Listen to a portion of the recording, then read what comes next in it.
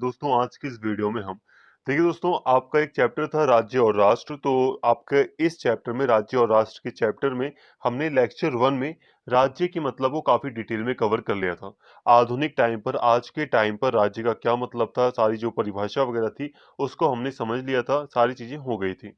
लेकिन जो लेक्चर 2 है उसमें हम बात कर रहे थे प्राचीन भारत में राज्य की, कि प्राचीन भारत में राज्य का क्या मतलब था, राज्य का स्वरूप कैसा था, राज्य के क्या-क्या कार्य थे। कौटिल्य को पढ़ा था, मनु को हमने पढ़ लिया था। लगभग आप यूँ कह सकते हैं कि प्राचीन भारत में राज्य को हमने पूरी तरह कवर कर लिया था। लेकिन हमारा एक टॉपिक रह गया था, वो था धम्म। क्योंकि जब अशोक आता है अपने शासन में, तो अशोक धम्म की नीति को फॉलो करता है और राज्य का मतलब उसकी धम्म की नीति से जुड़ जाता है। इसीलिए अब हमें प्राचीन भारत में राज्य को कंप्लीट करने के लिए पहले हमें यहाँ पर धम्म को समझना पड़ेगा। ये जो अशोक का ये जो धम्म का सिद्धांत था, धम्म का राज्य था, इसे अगर हम पढ़ लेते हैं तो हमारा ये जो पूरा टॉपिक है प्राचीन भारत में राज्य, ये पूरी तरह कवर हो जाएगा। और इसके बाद हम बात करेंगे कि मध्यकालीन भारत में राज्य का क्या मतलब था, जिससे आपका पूरा चैप्टर खत्म हो जाएगा। तो अब डायरेक्टली बात करते हैं अशोक के धम्म में राज्य। देखिए दोस्तों, ये जो टॉपिक है अशोक के धम्म में राज्य, इसे हमने पहले के लेक्चर्स में, अगर आप स्पेशली यूनिट 2 देखेंगे, यूनिट 1 देखेंगे, तो उसमें हमने अशोक के धम्म के राज्य के इस टॉपिक को कवर किया है। तो वो वाला जो टॉपिक है वहाँ पर आपके लेक्चर 1 मतलब यूनिट 1, यूनिट 2 में, तो वो काफ़ी डिटेल में है और वो आपके लिए यहाँ पर भी यूज़फुल है। लेकिन अब वहाँ आप जाएँगे, वहाँ पे आपको फिर पूरी डिटेल में कवर करना पड़ेगा और उतना डिटेल आपको चाहिए नहीं। इसीलिए मैं यहाँ पे आपको शॉर्ट में इसको काफ़ी अच्छे से समझाऊँगा और इतना आपके लिए इनफ रहेगा। तो अब यहाँ पर हम अशोक के धम्म के राज्य को जल्द से जल्द कम शब्दों में ज़्यादा से ज़्यादा समझने की कोशिश करेंगे। इतना ज़्यादा नहीं समझेंगे ताकि ये पहले के लेक्चर्स की तरह सिमिलर हो जाए। बस हमें शॉर्ट में इसे बस हमें समझना है। तो यहाँ पे मैं थोड़ी जल्दी से रीडिंग कर लेता हूँ, उसके बाद आपको समझाता हूँ कि ये क्या था। राज्य और शासन के विषय में अशोक ने धम्म शब्द का प्रयोग किया। धम्म संस्कृत शब्द धर्म का प्राकृत रूप है, जिसका अर्थ है सार्वभौमिक कानून या धार्मिकता। यदि कोई विस्तार करना पसंद करता है तो वह कह सकता है समाज में पाई जाने वाली सामाजिक और धार्मिकता। इस शब्द का एक तरह से उनके आदेशों में धम्म शब्द का उपयोग करने के तरीकों को देखते हुए अधिक सामान्य अर्थ हैं। हालांकि अशोक ने इसे व्यापक अर्थ दिया है। अशोक के शिलालेखों में दो प्रकार के लेख शामिल हैं, एक है प्रमुख और एक है लघु शिलालेख। देखिए दोस्तों, अभी मैं आपको समझाऊंगा, बस थोड़ा सा यहाँ पे रीड कर लूँ तो आपको काफ़ी बेटर तरीके से समझा पाऊंगा। वैसे रीड कर ही लिया काफ़ी, तो अभी यहाँ पे आप डायरेक्ट समझते ही हैं कि धर्म क्या था। देखो, यहाँ पर हम धर्म को समझ क्यों रहे हैं, पहले मैं आपको ये बताता हूँ। देखो, हमने प्राचीन भारत में कौटिल्य, मनु वगैरह को समझा, उन्होंने राज्य के बारे में बहुत सारी बातें बताई थी, हमने उनको काफ़ी अच्छे से समझ लिया था। लेकिन जब अशोक आता है अपने शासन में, तो अशोक कई सारी अलग-अलग नीतियों को लागू करता है, अलग-अलग, जैसे कि पशुओं से संबंधित उपचार, पशुओं के मतलब बलि बलि ना देने से संबंधित नीतियाँ, कई सारे नियम बना देता है, पशु की बलि पर प्रतिबंध भी लगा दिए जाते हैं अशोक के द्वारा। तो कई सारी ऐसे नीतियाँ लाई जाती हैं जो जो अलग थी, और उन सभी को अशोक की जो नीतियाँ थी, उन सभी नीतियों को अशोक के धम्म के सिद्धांत के साथ जोड़ दिया गया। तो कुल मिलाकर कहा जाए तो अशोक के टाइम पर जो राज्य था, अशोक का जो राज्य था, वो धम्म का राज्य कहा जाने लगा। अब ये राज्य प्राचीन भारत के, जो हम अभी हमने पढ़ा था पहले के लेक्चर में, उससे थोड़ा अलग था, इसीलिए अब हम अलग से इसे पढ़ते हैं। तो यहाँ पर हम इसीलिए पढ़ रहे हैं अशोक के धम्म के राज्य को, क्योंकि इसमें अलग-अलग नीतियाँ फॉलो की गई थी। अब अगर बात की जाए कि ये धम्म था क्या, तो ये जो धम्म है ना, ये धर्म से ही बना था। ये जो शब्द है धर्म, संस्कृत भाषा का ये शब्द है, इसका प्राकृत रूप मतलब स्थानीय भाषा में जो नॉर्मल जो भाषा थी उसमें इसे धम्म कहा गया, धम्म। ठीक है, धम्म कहा गया। इसका अर्थ धर्म जैसा ही है, जैसे कि धर्म का मतलब था ना कि नैतिकता की भावना, एक राजा को धर्म के आधार पर अपने कार्य करने चाहिए, सभी को अपने धर्म के अकॉर्डिंग अपना जीवन जीना चाहिए। धर्म का मतलब था यहाँ ड्यूटी, मतलब कर्तव्य, नैतिक भावना। तो धर्म का मतलब भी यही था। धर्म का मतलब भी था सार्वभौमिक कानून, जितने भी जो भी कानून है सबके लिए, जो कानून है, जो धार्मिकता है, नैतिक भावना वगैरह, यही था इसका मतलब। कोई विस्तार करना पसंद करे जैसे कि, तो आप बड़े लेवल पर कह सकते हो कि धर्म के द्वारा सामाजिक व्यवस्था, धार्मिक व्यवस्था स्थापित की गई थी। कुल मिलाकर आप नैतिक भावना या कर्तव्यों को समझ सकते हो धर्म के रूप में। देखिए दोस्तों, ये जो अशोक की जो नीतियाँ थी, जो धर्म से संबंधित नीतियाँ थी, उसमें क्या-क्या बातें थी। देखो, अशोक की जो नीतियाँ थी, उसमें कई सारी चीज़ें शामिल थी, जैसे कि राजसी परिश्रम और प्रयासों का सिद्धांत। अब अशोक का जो राज्य था, उसके अंतर्गत धर्म की नीति को लागू करते हुए जो राजकीय जो अधिकारी थे, जो राजा था, उसके परिश्रम पर बल दिया गया कि उसे भी परिश्रम करना चाहिए, उन्हें अपना काम सही से करना चाहिए। इसके अलावा सभी की भलाई को शामिल किया गया। अशोक के धर्म का जो राज्य का जो सिद्धांत था एक, वो ये था कि सभी की भलाई होनी चाहिए, किसी भी धर्म के साथ भेदभाव ना हो, सभी के साथ भला मतलब सभी के लिए नीतियों को लागू किया जाए। राजा के बच्चों के रूप में लोगों की कल्पना। अब ये जो धर्म का जो सिद्धांत था, अशोक का ये जो धर्म का राज्य था, इसने जनता को, प्रजा को अपने बच्चों की तरह मानने का प्रयास किया। पैतृक सिद्धांत सामने रखा। तो ये था अशोक का राज्य। यहाँ पे हमने प्रमुख बातें की। इसे आप यूं भी समझ सकते हैं कि अशोक का जो धर्म का सिद्धांत है, इसके अंतर्गत सत्यता की बात की गई कि हमें सत्य बोलना चाहिए, सत्य की राह पर चलना चाहिए, सिधाई, सीधा रहना चाहिए, द्वेष से मुक्ति, करुणा, दया की बात की गई, सहनशीलता जैसे गुणों की बात की गई और राजा के अंतर्गत ये सारी चीजें होनी चाहिए। तो आप यूं समझ सकते हैं कि अशोक के एक राज्य की एक विशेषता थी कि राजा में ये सारे गुण होने चाहिए और शासन में ये सारे गुण होने चाहिए। अशोक का ये जो धर्म का सिद्धांत था, इसको फैलाने के लिए अशोक ने कुछ अधिकारियों की नियुक्ति की थी। धर्म महामात्र अधिकारी जिसे कहा जाता था। इनका काम था देखना कि समाज में सारी नीतियों को सही से लागू किया जा रहा है या नहीं। इसके अलावा अशोक के धर्म के सिद्धांत के अंतर्गत अशोक के राज्य ने अहिंसा को अपनाया। अहिंसा की बात की, जो कि एक बहुत ही एक क्रांतिकारी फैसला आप जिसे कह सकते हो। पहले जो राज्य आ रहे थे प्राचीन भारत में भी हम देखते हैं, उसके बाद अशोक के बाद भी जो राज्य हमें दिखाई देते हैं, मुख्य रूप से वो हिंसा को ही ज्यादा बढ़ावा देने वाले राज्य रहे थे। मतलब ये कि राज्य आपस में लड़ रहे थे, क्षेत्र के लिए, जमीन के लिए वो लड़ रहे थे, युद्ध पे युद्ध हो रहे थे। लेकिन अशोक ने अहिंसा के सिद्धांत को अपनाया। मतलब अशोक के राज्य ने अहिंसा को बढ़ावा दिया। इसके अलावा एक बहुत बड़ी जो चीज है, सामाजिक कल्याण। सामाजिक कल्याण का मतलब होता है दोस्तों, जैसे कि आज हम मानते हैं कि जो सरकार है उसे जनता की भलाई के लिए कार्य करने चाहिए, जैसे कि एजुकेशन हो गया, हेल्थ सेक्टर हो गया और जो परिवहन जैसे कि रेलवे वगैरह हो गए। तो ये सारी कॉमन चीजें हैं जो सरकार अपने हाथ में रखती है ताकि वो जनता का भला कर सके कम से कम खर्च पर। क्योंकि अगर हम प्राइवेट रेलवे को फॉलो करेंगे तो उसमें ज़्यादा खर्च आएगा। इसके अलावा अगर हम प्राइवेट हॉस्पिटल लेंगे तो उसमें ज़्यादा खर्च आएगा, इसलिए सरकार हॉस्पिटल्स खोलती है, स्कूल्स खोलती है। तो ये सामाजिक कल्याण से संबंधित कार्य होते हैं। तो अशोक के राज्य ने सामाजिक कल्याण को भी अपनाया और अंधविश्वासों पर बेकार खर्च करने पर उसने रोक लगाने का प्रयास किया। तो देखिए दोस्तों, मैंने यहाँ पे कुछ ज़्यादा रीड इसलिए नहीं किया क्योंकि रीड करके टाइम वेस्ट करने का कोई फ़ायदा नहीं है। इसे ऑलरेडी आपने एक लेक्चर में कवर किया है, यूनिट 1 या यूनिट 2 में, अब मुझे एग्ज़ैक्ट याद नहीं है, बट आप देखेंगे आपको मिल जाएगा। लेकिन आपको वहाँ जाने की भी ज़रूरत नहीं है, यहाँ पे आपको हल्का-हल्का समझना है।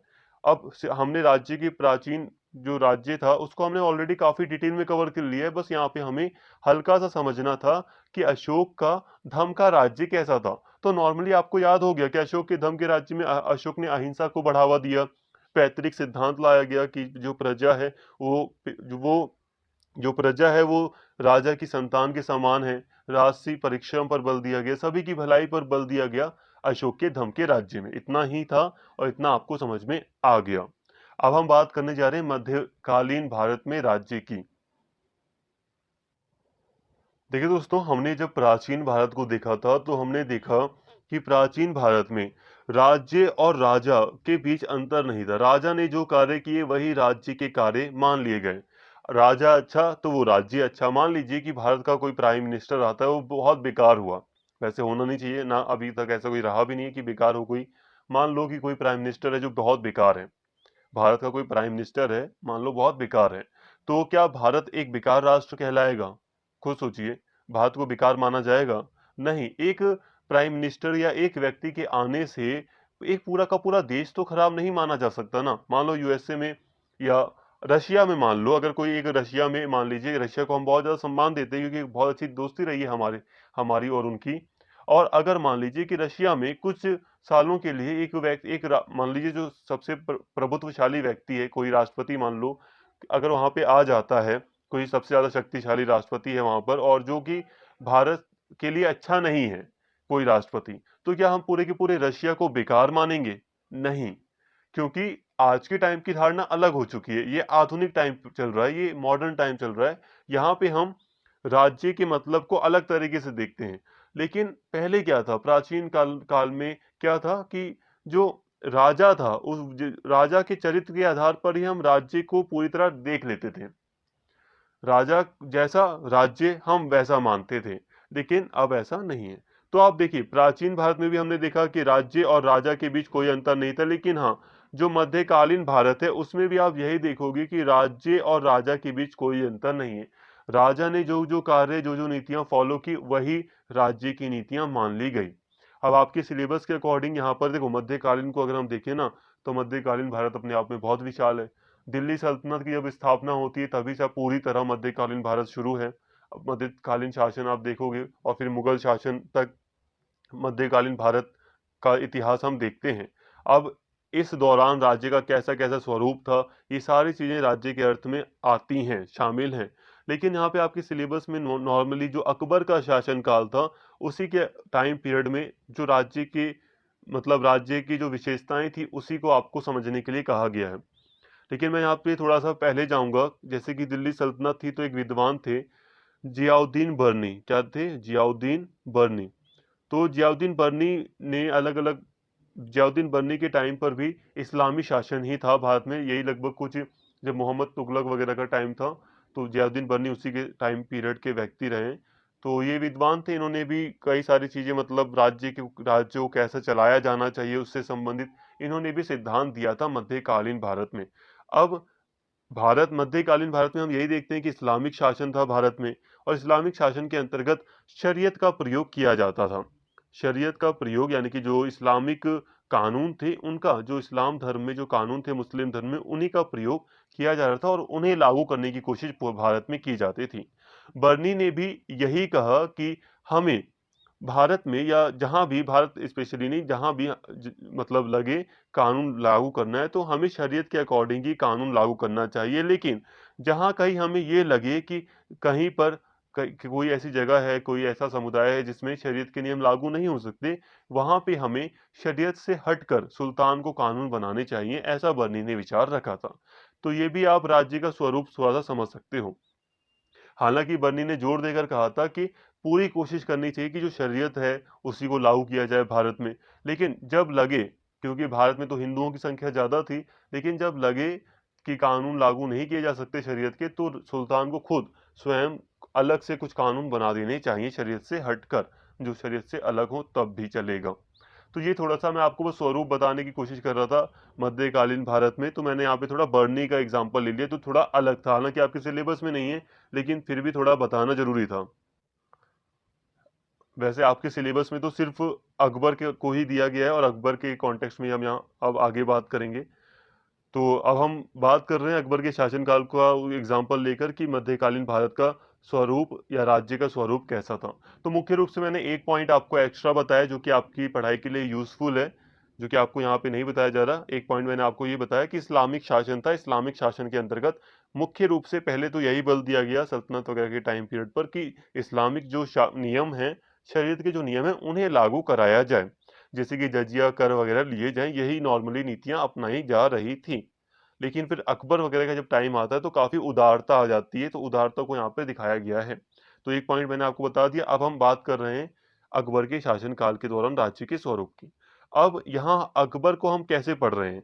आईने अकबरी, एक अबुल फजल नाम की एक विद्वान है जो अकबर के काफ़ी अच्छे दोस्त थे, अकबर के दरबार में बैठते थे, कवि थे। इन्होंने आईने अकबरी लिखी और इन्होंने अपने विचार राज्य को लेकर काफ़ी अच्छे दिए हैं। इसको इसीलिए हम यहाँ पर इनको पढ़ेंगे। आईने अकबरी, इसमें अकबर की प्रशासन जो एडमिनिस्ट्रेशन से संबंधित पूरे शासन चलाने से संबंधित जो प्रणाली है उसको कहते हैं प्रशासन प्रणाली और उससे जुड़े सिद्धांतों का निरूपण किया गया है। आईने अकबरी वो किताब है जिसमें अकबर की शासन प्रणाली दी गई है अच्छे से। अकबर की विचारधारा के कुशल प्रवक्ता के नाते अबुल फजल ने सम्राट के विचारों को सशक्त अभिव्यक्ति प्रदान की है। मतलब अकबर के जो भी विचार हैं अबुल फजल ने उन्हें काफी अच्छे से आईने अकबरी में लिखा है। उसने अकबर के व्यक्तित्व का अनोखा चित्रण प्रस्तुत किया। एक और वह देवीय मान्यताओं से मंडित राजा के ईरानी आदर्श का प्रतिरूप था, तो दूसरी ओर वह सूफी मत के अनुरूप इंसाने कामिल का सजीव उदाहरण था। देखिए यहाँ पे मैंने आपको बताया राज्य और राजा में कोई अंतर नहीं है, तो यहाँ पर एक तरह से जो राज्य था या जो राजा था उसको देवीय मान्यताओं से मंडित माना गया कि उसके अंदर देवीय शक्ति होती है। तो अबुल फजल के टाइम पर ये मान्यता रखी गई कि जो राजतंत्र है उसके पास देवताओं की शक्ति है, ईश्वरीय शक्ति है, और जो राजा है उसे सर्वगुण संपन्न माना गया, कि वो सर्वगुण संपन्न, उसमें कोई दोष नहीं है।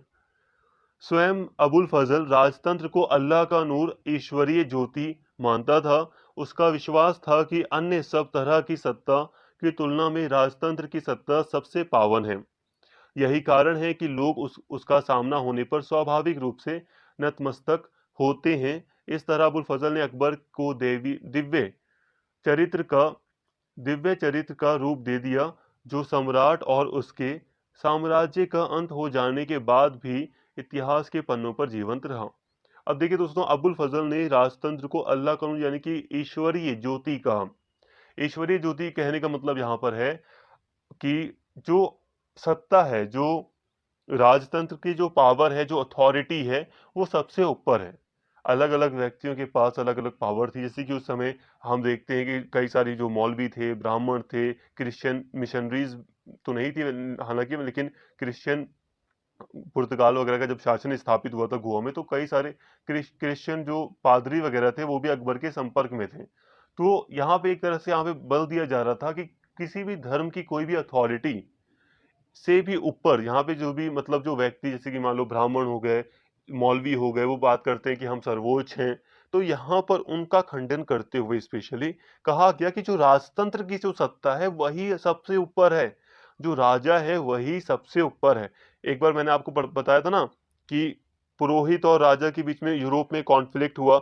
हालांकि भारत में ऐसा कोई कॉन्फ्लिक्ट नहीं हुआ पुरोहित और राजा के बीच, लेकिन फिर भी यहाँ पर राजतंत्र को सब सर्वोच्च सत्ता, सबसे ऊंची सत्ता या अथॉरिटी बताया गया। ठीक है, और इसीलिए यहाँ पे कहा गया कि जब भी राजा आता है या राजा के दरबार में कोई व्यक्ति पहुंचता है तो वो अपना सर नीचा कर लेता है, नतमस्तक हो जाता है, पूरी तरह झुक जाता है। जहां अबुल फजल के पूर्ववर्ती मुस्लिम विचारक भारत में इस्लामी शासन को साधारणतः मुस्लिम समुदाय के वर्चस्व के साधन के रूप में मानते थे, वहां अबुल फजल ने इस शासन के अंतर्गत हिंदू और मुस्लिम समुदायों के शांतिपूर्ण सहअस्तित्व, पीसफुल को एक्सिस्टेंस का समर्थन किया। यही विचार अकबर की सुलह कुल की नीति का मूल मंत्र है। इस नीति को अपनाकर अकबर ने विविध सांस्कृतिक समूहों के संयोग से स्थिर प्रशासनिक एवं सैनिक ढांचे का निर्माण किया। वस्तुतः सुलह कुल का सिद्धांत आज के भारत में भी राष्ट्रीय एकता का आधार वाक्य माना जाता है। देखिए दोस्तों, अबुल फजल से जो पहले के पूर्ववर्ती मुस्लिम विचारक थे, जैसे कि जियाउद्दीन बर्नी का एग्जांपल लिया मैंने, या दूसरे जो विचारक रहे थे, उन्होंने मुस्लिम शासन को मुस्लिम समुदाय के वर्चस्व के रूप में माना था कि यहाँ पे उनका ज्यादा अधिकार हो, उनकी मतलब वर्चस्व स्थापित हो गया है, तो ऐसे देखा था।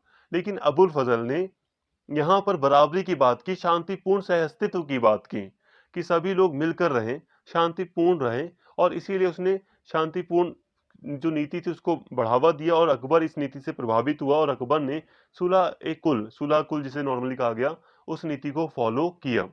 सुलह कुल की नीति का मतलब यही था कि सभी समुदायों को, सभी अलग अलग जो अलग अलग जो क्षेत्र के लोग थे उनको एक साथ लाकर अकबर ने उनका सहयोग प्राप्त किया, जिससे एक मजबूत प्रशासनिक और सैनिक ढांचा अकबर ने खड़ा किया, जिससे कि मुगल जो साम्राज्य था वो और भी ज्यादा मजबूत हुआ। और ये जो वाक्य था, ये जो सुलह कुल की नीति थी, मेडाइवल टाइम में जो राज्य की, वो उसने राष्ट्रीय एकता को बढ़ावा दिया। देखिए दोस्तों, हो सकता है आपको यहाँ पे प्रॉब्लम हो रही हो थोड़ी सी, बट अभी मैं सारी चीजें कंक्लूड करूंगा, सारी चीजें आपको क्लियर हो जाएंगी, बस वीडियो को एंड तक देखें आप।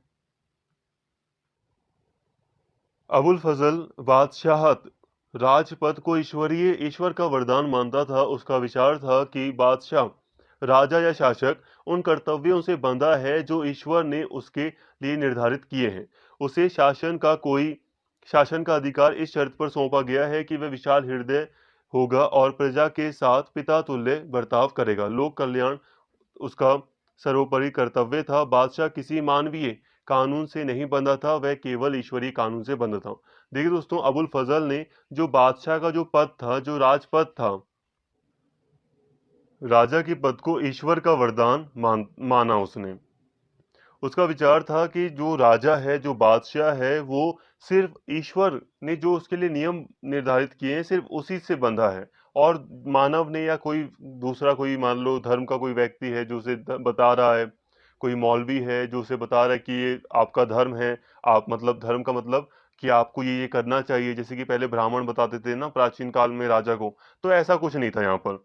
यहाँ पर जो राजा राजा मानता था कि भाई मेरे को ईश्वर ने ये कहा है, मेरे लिए यही कर्तव्य है, यही है, तो वो राजा अपने हिसाब से तय कर लेता था कि ये मेरा कर्तव्य है और यही मुझे ईश्वर ने करने के लिए कहा है, और उसी के अकॉर्डिंग वो बस वही काम करता था।